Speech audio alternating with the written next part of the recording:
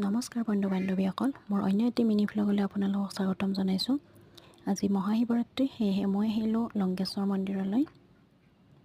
মন্দিৰটি যিহেতু পাহাৰৰ ওপৰত অৱস্থিত, সেয়েহে পাহাৰৰ ওপৰলৈ যাবলৈ চিৰি বগাই আছোঁ।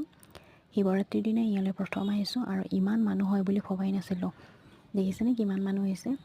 আৰু মূল মন্দিৰত প্ৰৱেশ কৰাৰ কাৰণে ইয়াত এটা দীঘলীয়া শাৰী হৈছে।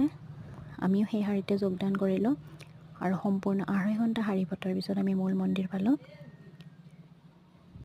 মূল মন্দিৰত প্ৰৱেশ কৰি আমি সেৱা কৰিলোঁ আৰু এয়া মূল মন্দিৰৰ ভিতৰ ভাগৰ দৃশ্য। ইয়াতো দীঘলীয়া শাৰী হৈছে। তাৰপিছত আমি আহিলোঁ বাহিৰলৈ।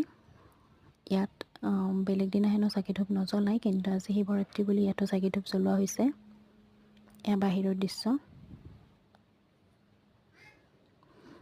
ইয়াত এটি শনি মন্দিৰো আছে।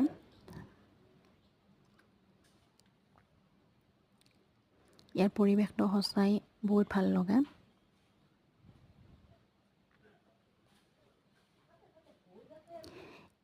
এই মন্দিৰটোৰ ওপৰৰ ফালে আৰু এটি হনুমানৰ মন্দিৰ আছে আৰু তাত হনুমানৰ মূৰ্তিটো ইমান ডাঙৰকৈ সজোৱা আছে, দেখিছেনে? গৈ আছোঁ বাৰু তালৈকে দেখুৱাই আছোঁ। এয়া তাত কিছুমান আৰু হনুমানৰ মূৰ্তি সজোৱা হৈছে। হাতেৰে স্পৰ্শ নকৰিব বুলি লিখা আছে তাত। এয়া বৃহৎ হনুমানৰ মূৰ্তিটি। আমি ইয়াতো সেৱা কৰিলোঁ। সেৱা কৰি বাহিৰলৈ আহিলোঁ।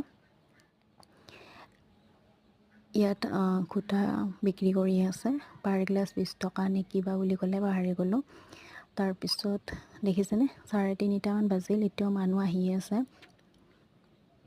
তাৰপিছত আমি পূজাৰ ভোগ গ্ৰহণ কৰিলোঁ। পূজাৰ ভোগ গ্ৰহণ কৰি আমি বাহিৰলৈ আহিলোঁ। ইয়াত মিঠাইৰ দোকান আছে। গৰম গৰম জিলেপি দেখি কিনি ল'লোঁ আৰু আজিলৈ ইমানেই। বাই।